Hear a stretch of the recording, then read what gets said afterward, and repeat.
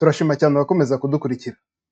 Uyu munsi tugiye kureba ku bintu Martin Luther yavuze kuri Bikira Mariya, mu gihe abantu benshi bibwira ko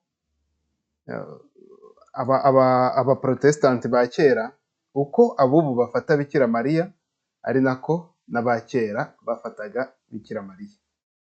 Birasanzwe ko dukunze kubona videwo nyinshi kuri YouTube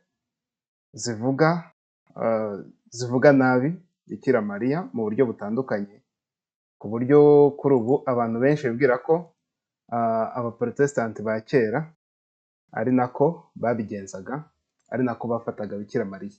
Kuri ubu rero tugiye kureba ibyo Martin Luther yagiye avuga ku mubyeyi Bikira Mariya, kugira ngo turebe ese wa wundi dufatiraho ko washinze abaprotesitanti nk'umuntu wagize reformation cyane yavuze iki kuri Bikira Mariya. Kandi ibyo ushobora no kubisangana abakomeje kumukurikira abaluterans.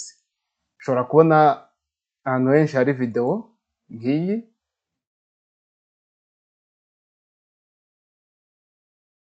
izindi videwo nk'uko bigaragara muri comments zayo, videwo zagiye zigenda zisirikira cyane zivuga nabi Bikira Mariya mu buryo butandukanye. Gusa hari izindi videwo twagiye tubikoraho ushobora kureba zibisobanura. Ugiye kuri channel yacu iyi Some Muto, ushobora kubonaho videwo nk'iyi iri hano itangira, bishobora kukwereka ku gaciro ka Bikira Mariya. Ibi kandi nibyo rero tugiye kureba ibyo Martin Luther we yagiye avugaho kuri Bikira Mariya. Mbere na mbere turebye mu gitabo cyitwa Martin Luther's Works, volume ya 24 kuri page 107, Martin Luther agira ati: mu kuri ntabwo yitwa gusa nyina w'umuntu, ahubwo ni na nyina w'Imana. Ni ukuri kudashidikanywaho ko Mariya ari nyina w'Imana nzima kandi y'ukuri. Ibi rero biragaragaza ko Martin Luther ntabwo yafataga Bikira Mariya nk'umubyeyi wabyaye abandi bose nyine nk'ibi bisanzwe, ahubwo ni nyina w'Imana, uwabyaye Imana, uwabyaye umutabazi. Ibi rero ni nk'uko n'ubundi abakristo ba kera babifataga. Mu cyigisho cyangwa se sermon yatanze kuri Noheli yo mu 1529 yagize ati: Mariya ni nyina wa Yezu, akaba n'umubyeyi wacu twese. Nubwo Kristo ari we wenyine waryamye ku bibero bye, niba ari uwacu tugomba kuba mu mimerere arimo. Ahari niho natwe tugomba kuba, kandi ibyo afite byose bigomba kuba ibyacu. Mama we akaba na mama wacu. Ibi rero Martin Luther yabyigishije kuri Noheli agaragaza ko Bikira Mariya ari nyina wacu twese. Ibi kandi bijyana n'ibyanditse mu Byahishuwe 12.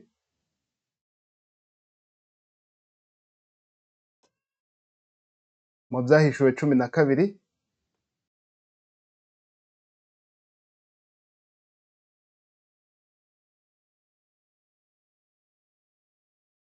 hano rero mu Byahishuwe 12 dukoresheje Bibiliya yera turasanga ko batwereka iby'umugore n'ikiyoka. Ibi ukomeje kubisoma ukareba no muri Zaburi ya 2 kimwe no muri Ezekiel 44, uhita usanga ko umubyeyi ugaragara hano ni Mariya, ari we umubyeyi wabyaye Yezu Kristo, niwe mubyeyi wabyaye umwana ugomba kuyobora amahanga yose. Hari bamwe bagerageza kuvuga ko hano ngo hagakwiye kuba havugwa umugore uvugwa ari kiliziya cyangwa se itorero, ariko itorero ntabwo ryabyaye Kristo, ahubwo Kristo niwe washinze itorero. Noneho hano umugore uvugwa ni uwabyaye Kristo, kandi ibyo biragaragara. Uwo mubyeyi rero ni Bikira Mariya. Hano rero niho bakomeza bavuga bati: ikiyoka kirakarira uwo mugore, kiragenda ngo kirwanye abo mu rubyaro rwe basigaye, bitondera amategeko y'Imana kandi bafite guhamya kwa Yesu. Ibi rero biratwereka ko abantu bitondera amategeko y'Imana bafite ubuhamya bwa Kristo muri bo, abo ngabo ni abana b'umubyeyi wabyaye Kristo, aribo bana ba Mariya. Bityo rero ni muri urwo ruhande n'ubundi Martin Luther yavugaga ko turi abana ba Mariya kubera ko dufite guhamya Kristo watubambiwe.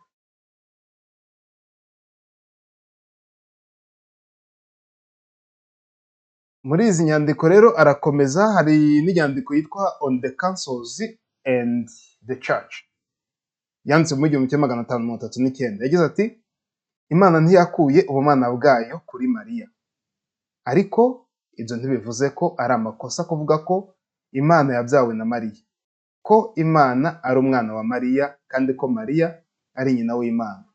Ni umubyeyi nyakuri w'Imana kandi wabyaye Imana. Mariya yonkeje Imana, ahoreza Imana, ategurira Imana isupu n'ibyo kurya n'ibindi. Imana n'umuntu biri mu muntu cyangwa se muri persona umwe.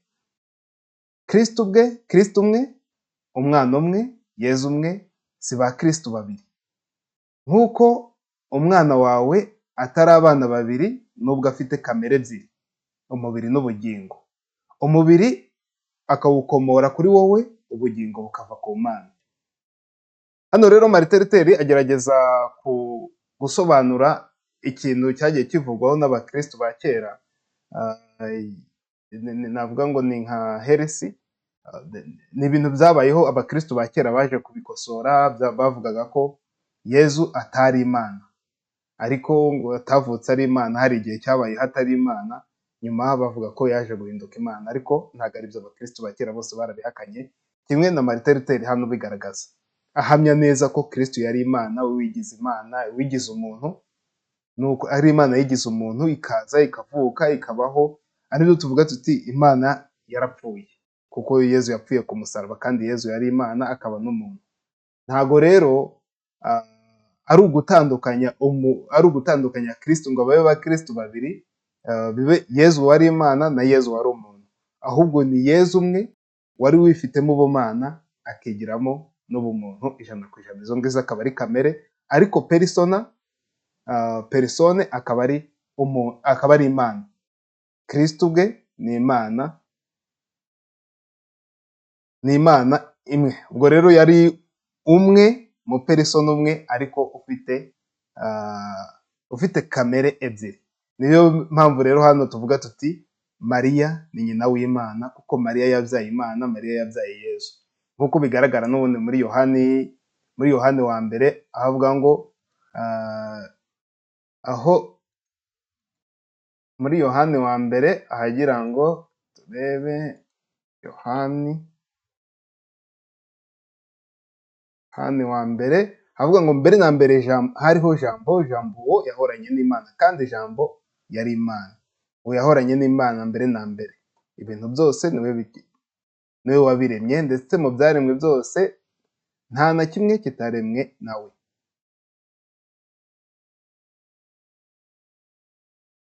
Muri we harimo ubugingo, ubwo bugingo, uwo mucyo uvira mu mwijima, ariko umwijima ntawakira.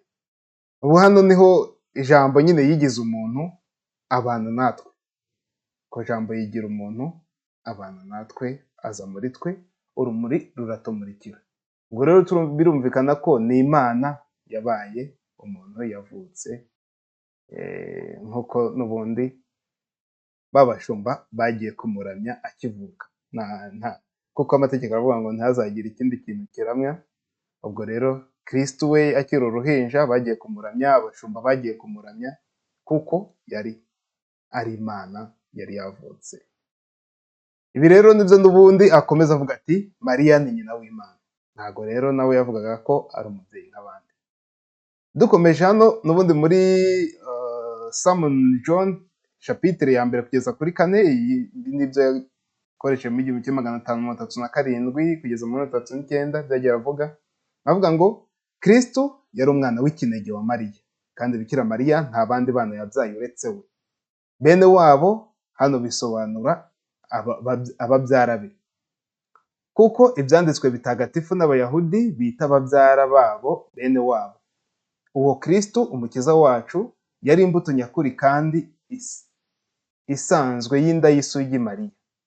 Ibi byabaye nta kubonana n'umugabo, kandi yakomeje kuba isugi na nyuma yaho. Imana iravuga iti, umwana wa Mariya ni umwana wanjye w'ikinege. Kubw'iyo mpamvu Mariya ni umubyeyi w'Imana. Hano n'ubundi Mariteriteri arakomeza gushimangira bya bindi, akomeza ko hano ho icyo yongeraho ni uko Mariya nta bandi bana yigeze abyara nk'uko benshi kuri ubu ngubu babivuga, ahubwo yakomeje kuba isugi. Ibi rero niho n'ubundi akomeza kuvuga hano bavuga ngo bene wabo wa Yezu, bene wabo ni babyara be, kandi tuzi neza ko bavugaga abavandimwe ba Yakobo n'abandi, kuko byitirirwaga n'intumwa ze, bivuga ko ari abavandimwe. Rero hari indi video n'ubundi twakozeho, ushobora kuyireba, igaragaza kuri aba bavandimwe ba Yezu.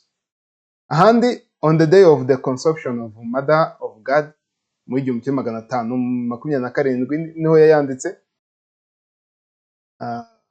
ni ukwemera kwiza kandi gushyitse ko kuremwa kwa roho ya Mariya kwabayeho nta cyaha cy'inkomoko, ku buryo mu gihe cy'iremwa rya roho ye yarinzwe icyaha cy'inkomoko, nuko agahabwa n'impano z'Imana, yakira roho ntagatifu ivuye ku Mana, bityo kuva atangiye kubaho ntiyigeze agira icyaha icyo ari cyo cyose.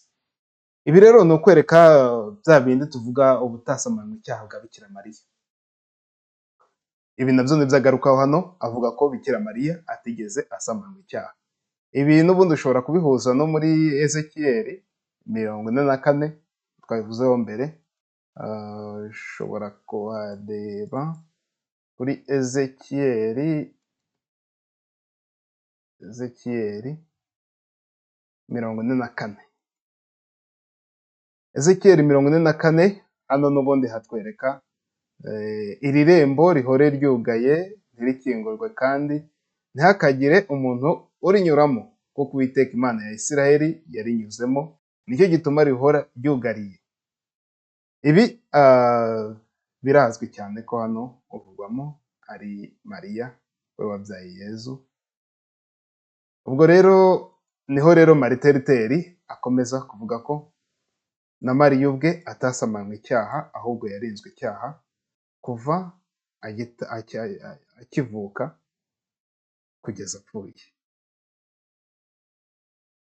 Mu gatabo ke k'amasengesho agira ati, yuzuye inema, nta cyaha yigeze muri we, ikintu gikomeye cyane, kuko inema y'Imana imwuzuza ibyiza byose bibaho, kandi ikamukuraho ikibi cyose. Ibi n'ubundi ni ukugaragaza ko akomeza avuga ko Bikira Mariya atigeze agira inenge y'icyaha mu buzima bwe bwose, kuko yari yuzuye inema. Ibi rero nibyo n'ubundi bigaragara muri Luka, aho bavuga bati wuzuye inema uhorana n'Imana,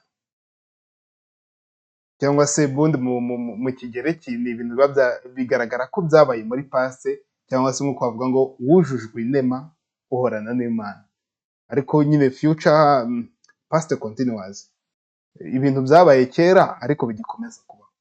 Nibyo rero n'ubundi hano Mariteriteri agarukaho, avuga ko atigeze akira icyaha, ahubwo yari yuzuye inema, Roho Mutagatifu amujweho kuva akivuka, agisamwa, ntago yigeze atuma Bikira Mariya agira icyaha. Noneho ku byo kuba ari mu ijuru, hano muri August kuri 15 mu 1522 yagize ati, nta gushidikanya ko Bikira Mariya ari mu ijuru. Uko byagenze ntitubizi, kandi kubera ko Roho Mutagatifu ntacyo yabitubwiyeho, ntitubigira ingingo y'ukwemera.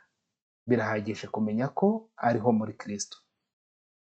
Ibi n'ubundi ntago bitandukanye n'ibiri muri Bibiliya, nk'uko Yezu avuga ati, unyemera wese ntabwo azapfa.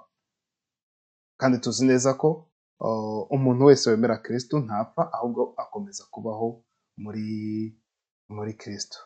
Nk'uko n'ubundi byanditswe muri Zaburi, abapfuye so basingiza Uhoraho, ahubwo twabazima turasingiza uhoraho ubu n'iteka ryose. Ubu n'iteka ryose, ubwo ni ukuvuga ngo Dawudi waririmbaga zaburi yari azi ko we ntago azapfa kuko azakomeza kubaho mu Mana, ahubwo we azakomeza gusingiza uhoraho n'iteka ryose.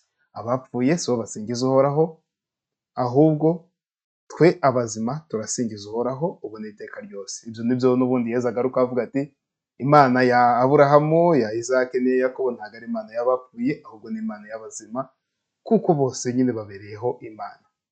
Nuko rero ntago rero na Mariya nawe wakiriye Kristo bwa mbere ntago yapfuye, ahubwo ariho mu Mana. Icyo hano Martin Luther avuga ni ukuvuga ngo nta byo gushidikanya ko Mariya ari mu ijuru, ibyo ngibyo ntawe ubishidikanyaho, ahubwo icyo yavugaga ni uko byagenze bite kugira ngo ajyeyo. Ubwo hano icyo atemeraga ni ukuba Bikira Mariya yarajyanywe mu ijuru n'umubiri we, ahari niko wenda umuntu yatekereza, ntabwo abivugaho hano, ariko avuga ko ari mu ijuru kuko abemera Kristo badapfa, ahubwo bakomeza kubaho muri Kristo. Ku kuba ayo masengesho no kwiyambaza Bikira Mariya cyangwa se n'ibisingizo bya Bikira Mariya, hano aravuga ngo gusingiza Mariya byanditswe mu ndiba z'umutima w'umuntu. Ibi n'ubundi bijyana nk'uko hano muri Luka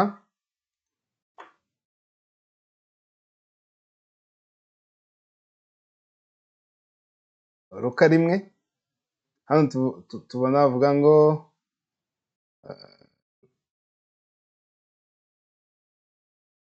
muri Luka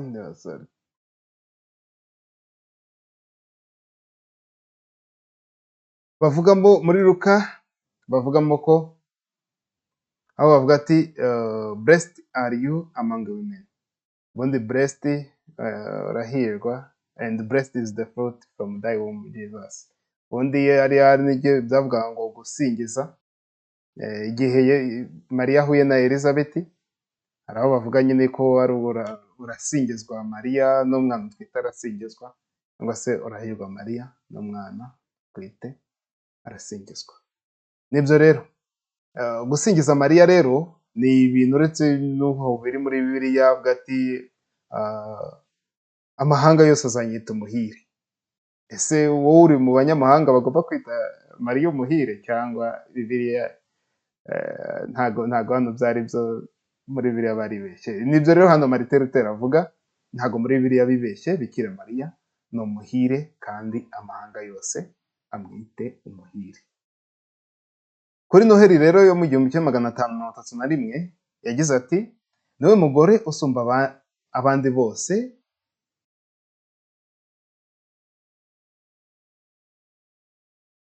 n'inkirigito y'agaciro kenshi mu bukristo nyuma ya Kristo. Niwe rugero rw'ubunyangamugayo, ubwenge, ubutungane mu buryo bwuzuye mu muntu. Ntitubasha kumusingiza bihagije na rimwe, nyamara icyubahiro n'ishimwe agomba guhabwa bigomba gukorwa mu buryo butabangamira Kristo cyangwa ibyanditswe bitagatifu. Hano n'ubundi Martin Luther aratwereka ko Bikira Mariya akwiye guhabwa ibisingizo, ariko uvuye kuri Yezu, uvuga ngo Yezu niwe, nyuma hagahita hakurikiraho Mariya. Hano rero mu nyandiko ye nko the feast of the visitation kuri 1537 yagize ati nta mugore umeze nkawe, uruta Eva cyangwa Sara, uri umunyamahirwe usumba uburere bwose, ubwenge n'ubutungane. Uvuga ngo nk'uko hano Bikira Mariya avuga ati, cyangwa se igihe Roho Mutagatifu, Elizabeth yuzuye Roho Mutagatifu, yaravuze ati urahirwa mbikesha iki kugira ngo nyina w'umutegetsi wanjye ngenderere.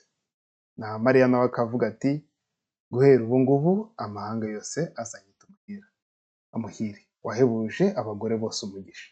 Uvuga ngo nta mugore n'umwe uhwanyije umugisha na Mariya, nta mugore n'umwe ugeze ushobora kugira umugisha nk'uwa Mariya. Hano rero n'ubundi mu yindi nyandiko yitwa explanation on the Magnificat, yanzwe mu 1521, Martin yagize ati umuntu yakagombye kubaha Mariya nk'uko we ubwe yabyifuje kandi akabigaragaza muri Magnificat. Yasingije Imana kubera ibyo yakoze. None se twe twamusingiza dute? Icyubahiro nyakuri cya Mariya ni icyubahiro cy'Imana, ishimwe ry'inema y'Imana.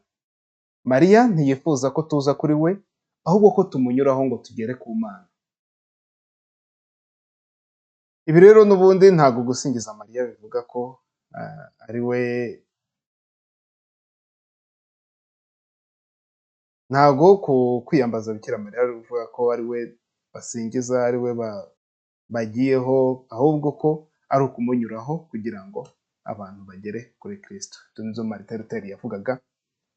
N'ubundi arakomeza mu 1523 yagize ati umuntu wese ufite ukwemera gukomeye avuga ndakuramutsa Mariya nta kwikanga, ariko ufite ukwemera kujegajega ntashobora kuvuga ndakuramutsa Mariya na rimwe adashyize mu kaga agakiza ke.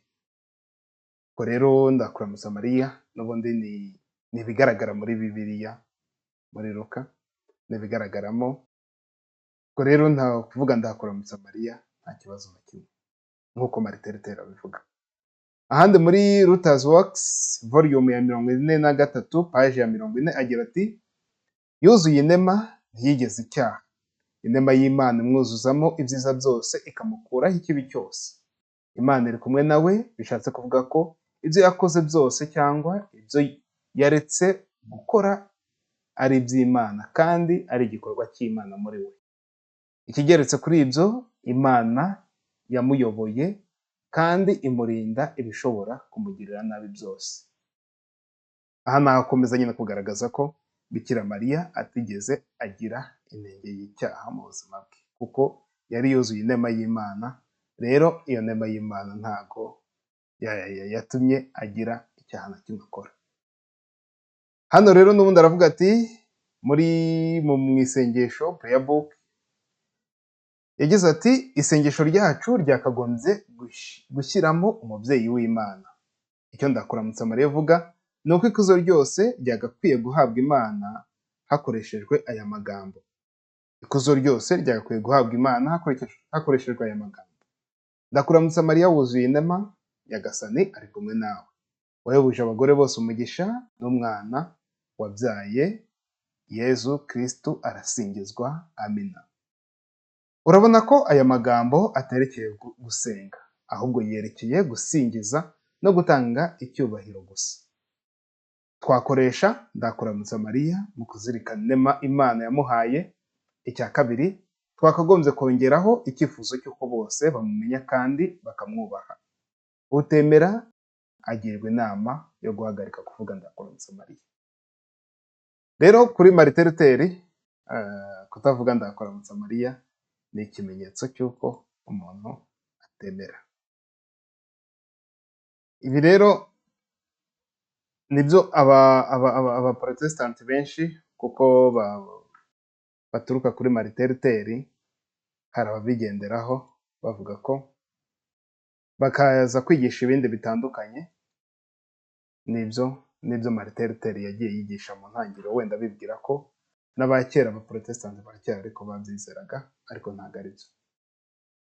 Muri iyi video rero, iyi nibwo dusobanura ibyerekeye Bikira Mariya, niho dusobanuramo ku byerekeye Bikira Mariya.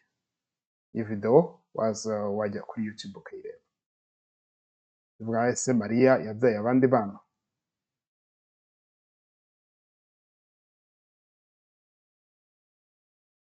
Hano tuvugamo ku bintu byinshi bitandukanye.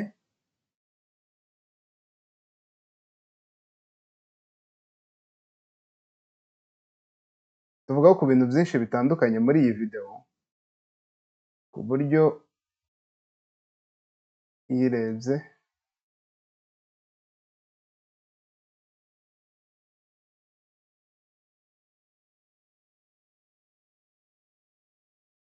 ibi ni ibintu cyane bikunze kugarukwaho n'abaprotestanti benshi cyane batandukanye, bavuga kuri Bikira Mariya, bashyiraho claim nyinshi zitandukanye. Nk'izi video dukunze kubona nk'iyi ya hano cyane cyane hano nguyu ngaburira abantu ngo ko abantu ngo biyambaza Bikira Mariya bagira gute bagomba kugira ngo so rero iyo shusho kuvuga ngo umuntu ngo afite ishusho ya Bikira Mariya nta kibazo na kimwe kiba kirimo, kuko buriya abantu benshi mu ngo usanga dufitemo amashusho y'abandi bagenzi bacu. Ese niba nshobora gufata ishusho y'umudamu wanjye cyangwa se y'urugo rwanjye nkayimanika mu rugo kugira ngo mpore nibuka uwo muryango, noneho kuki ishusho y'umubyeyi wabyaye Imana kuki yo itajya mu nzu iwanjye? Rero nta kibazo na kimwe kiba kirimo, kandi tuzi neza ko dukunze kubona ahantu henshi hakoreshwa amashusho cyangwa se ibishushanyo, ariko ibyo bintu ntabwo biba bivuga ko icyo kintu gikoreshwa ari ugusengwa, icyo kintu gikoreshwa mu gusengwa. Tuzi neza ko ahantu henshi dukunda kuhagera tuhabona amashusho ya perezida, ariko ntabwo bivuga ko ya shusho ya perezida abantu bayisenga, ahubwo bikomeza kwibutsa abantu ko uwo nyine ari we perezida wacu, tugakomeza kubyibuka tunabizirikana buri gihe. Niyo mpamvu rero n'amashusho kenshi ni ikintu gikoreshwa mu makiliziya cyangwa se mu nsengero mu guhora twibuka. Tuzi neza ko n'abo ngabo bavuga gutyo baba bafite umusaraba kuri kiliziya yabo. Icyo umusaraba ugaragaza uri ahantu uhita wereka abantu ko iyi ngiyi ni kiliziya, ushaka kujya gusenga akahaza. Niyo mpamvu unagezemo harya imbere uba ushobora kuvuga ati uyu musaraba urahari, noneho harimo n'ishusho igaragaza Yezu, aho noneho wa muntu yahagera akavuga ati uru ni urusengero rw'abakristo, hakaba harimo umutagatifu runaka, hano hari umuntu wabaye intwari, wabaye umukristo, ese njye namwigiraho iki? Gutyo gutyo. Nuko rero ubuzima avuga ngo n'ubundi buba bumeze, ntago iyobokamana ritandukanye n'ubuzima bwacu dusanzwe tubayemo, ahubwo riza kuzuza bwa buzima bwacu busanzwe tubayemo kugira ngo dukore bya bintu byiza muri sosiyete yacu.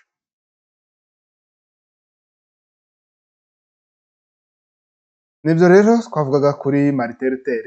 Hari ubwo rero niba hari wibwiraga ko n'abaprotesitanti ba kera ariko babifataga ntabwo ari byo, bafataga Bikira Mariya nk'umuntu ukomeye. Ibi wabibona no mu zindi nyandiko z'abandi ba reformers nk'aba John Wycliffe n'abandi.